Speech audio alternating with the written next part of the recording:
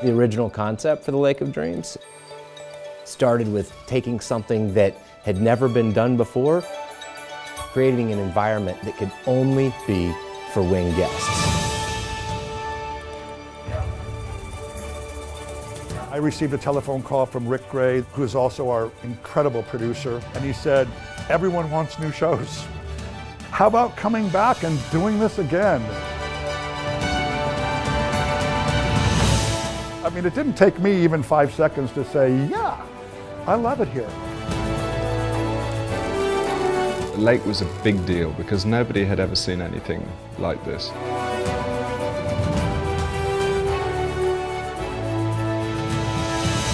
Among the characters we're going to see that are coming in the new show will be giant animatronic tropical bird, a giant singing frog, futuristic astronauts that are flying through the air, bringing new technologies, new collaborators, new music, and a reinvigoration of the Lake of Dreams.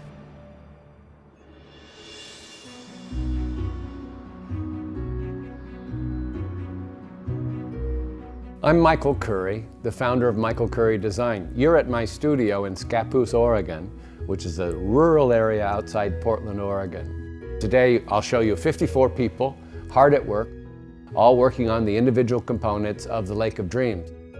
This is the frog in its state of undress, and I'll show you a couple things that'll give you a sense of its scale. The hand is laying on the ground. This is his lower lip. So his lip is 16 feet across, and it moves with such speed. Today's technology and the new servo motors we're using can be very precise. I'll go show you the astronaut from Space Oddity. One of our shows in Lake of Dreams is a very fantastic reimagining of David Bowie's Space Oddity.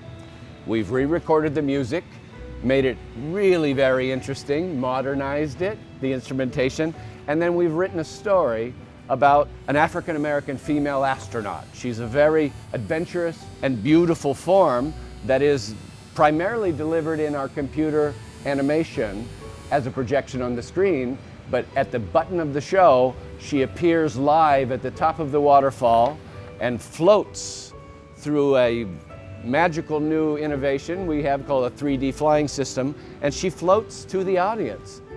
This is not easy. When you have a technical challenge, it all has to be designed to not only be transported to Las Vegas, but to move through our maze of tunnels to get under the mountain, which is under the Lake of Dreams. So it is a very complex process.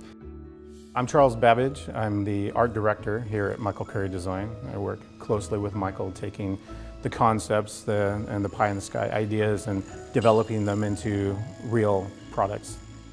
As time has gone on, we've moved into this digital world, and part of that is creating, to get the ideas from oftentimes pencil sketches on paper to a digital model, and then back out to a full-size 3D sculpted piece.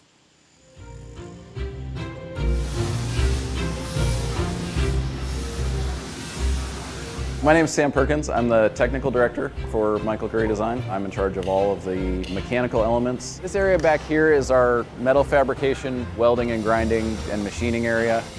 We're building the frameworks for the hands for the frog right here. This will go inside that hand, and then we're actually mechanizing the fingers of the left hand of the frog.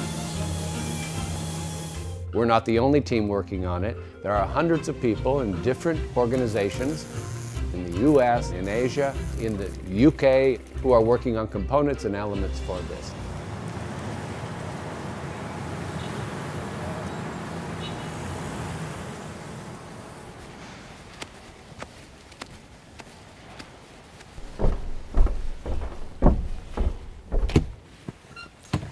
This is me a bit bleary-eyed coming to work, and it's 5:30 in the morning. And this is the room where I'll be for the next 5 hours with Terry. I'm Patrick Woodroffe, and I'm the lighting designer for the new Lake of Dreams shows at the Wynn Hotel. But this is where we put together a lot of shows. In the back there is a little rehearsal space where I rehearsed. The last show I did was Nick Mason for the Pink Floyd. We rehearsed in there. So this is a place we know well, but come and have a look inside. Morning, how'd you sleep? Yeah, all right. I can't believe this is what day 20 or something, isn't it? Yeah, 20. These are floating globes with projectors in them that float on the water. Those are lasers doing that.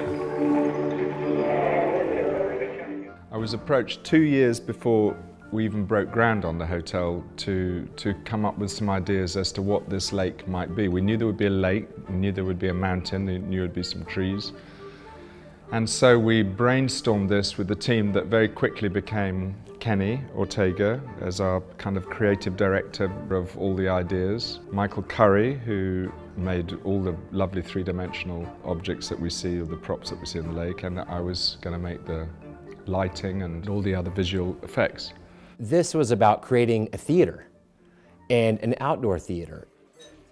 As it developed, we decided to put restaurants out there, we decided to have terraces so you could sit and watch it, but the idea was always that you would need to come into the resort to experience the Lake of Dreams as opposed to seeing it from the sidewalk. The idea of bringing what appeared to be a natural environment to life with light, an ordinary, beautiful black mirror surface of the lake suddenly becoming an underwater video screen was extraordinary.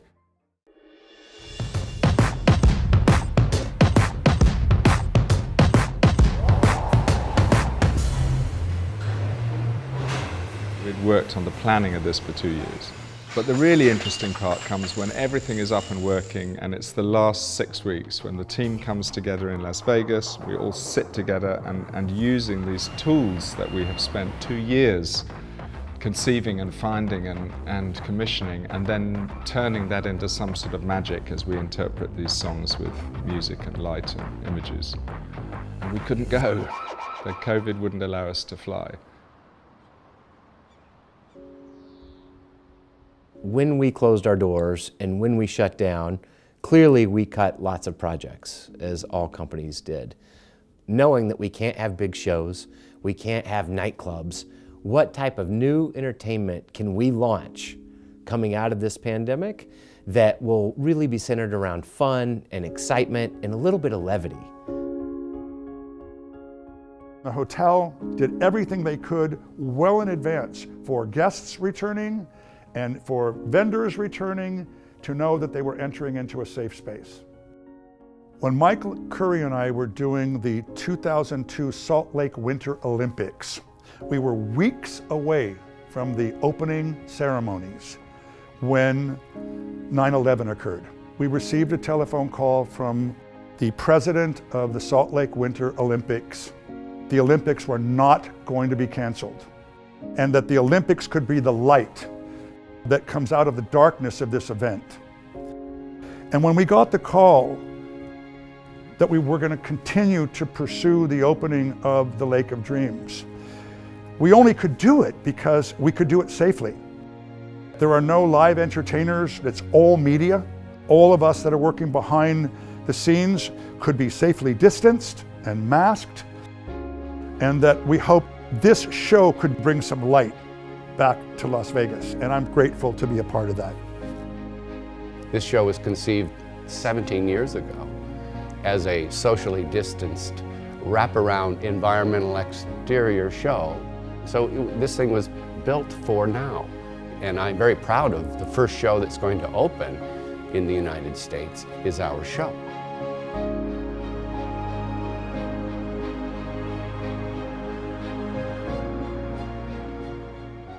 We immediately went to work to see if we could find a way to do the work remotely. I mean, of course, we know that Zoom calls take place all the time, so we needed to have very clear images of the lake from 3 or 4 high-resolution cameras.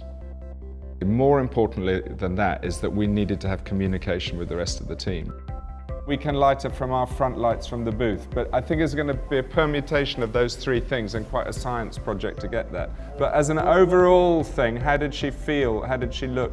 Technology was one of the drivers of why we wanted to make changes. So when we first came together and we sat as a group, Rick was like, here's where we are with projection, here's where we are with cameras, here's where we are with light and lasers and sound. We have Peter Hylinski, who's a major Broadway mixing engineer, and we've also got the brilliant Gary Jager, who's been doing our visual effects and animation. Well, today we're rehearsing the frog and primarily animatronics, but there's video involved in that too. We've done some work for the lake screen, and we've modified the beginning of it where, you know, he's in New York, he's doing New York, New York.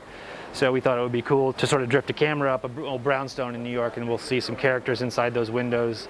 It's a new piece, we don't have it before, so we're in the process of generating that and modifying those files. We have the lake screen, which is 4,200 lights under the water. We bubble the water so it becomes a white rear-lit screen, and that screen can collaborate with the Waterfall video screen, and now we can collaborate with all the lake lighting.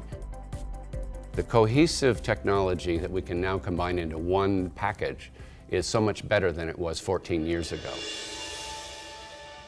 I think we're looking for an experience. When we book a table at SW or Lakeside, we're drawn to those spaces, those terraces, because we're looking for an experience.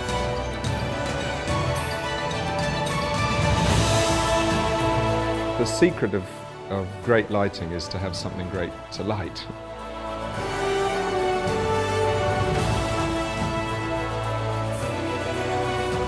It's a process of visual, music, and story. You can only see it at Wynn. It doesn't exist anywhere else. And when you're sitting there, it doesn't matter if you're 15 or 75. It doesn't matter where you came from, but I think you'll understand it. I think you'll feel it because we are appealing to humanity.